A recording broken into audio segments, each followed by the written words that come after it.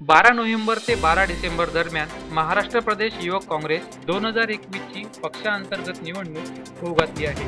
या निवडणुकीत काँग्रेस विरुद्ध काँग्रेसचे चित्र दिसून येत आहे। विशेष म्हणजे विद्यमान मंत्री, जिल्हा परिषद सदस्य आणि सामान्य कार्यकर्ता अशी त्रिशंकू लढत होण्याची शक्यता वर्तविण्यात येत आहे। महाराष्ट्र प्रदेश जिल्हाध्यक्ष, विधानसभा अध्यक्ष या 3 स्तराकरिता सदर निवडणूक प्रक्रिया पार पडणार आहे। अमरावती बडनेरा आणि अमरावती ग्रामीण आणि विधानसभा अध्यक्ष या 3 विभागाकरिता उमेदवार निवडणूक रिंगणात उतरले आहेत। पालकमंत्री यशोमती ठाकूर, जिल्हा परिषद सदस्य प्रकाश साबळे, माजी युवक काँग्रेसचे प्रदेश सचिव समीर गवंजाळ यांच्या नेतृत्वात 3 पॅनल निवडणूक रिंगणात उतरणार आहे। जिल्ह्यात प्रकाश साबळे यांनी 47 उमेदवार रिंगणात उतरविले आहेत, तर समीर गवंजाळ यांनी 12 उमेदवार रिंगणात उतरविले आहेत। तसेच इतर कार्यकर्ते स्वमताने रिंगणात उतरणार आहेत।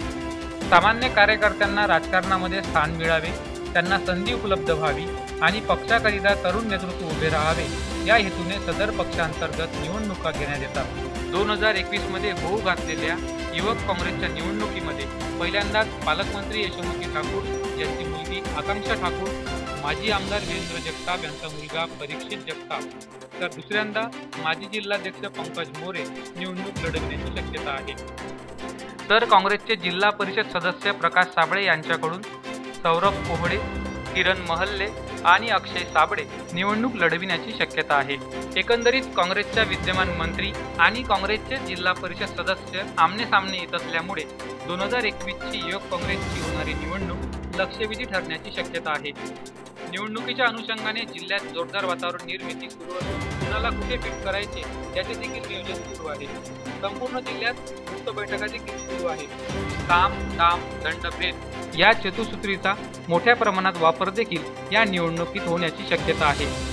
तसेच अनेक उमेदवार पक्षश्रेष्ठींचा मान राखू की ज्यांनी तयार केलं त्यांच्या सोबत राहू या द्विधा मनस्थितीत आहेत। एकंदरीत सामान्य कार्यकर्त्यांना या निवडणुकीत न्याय मिळणार का की गर्दी करण्यासाठीच कार्यकर्ता वापरला जाणार हे आता येणारी निवडणूकच ठरविणार आहे।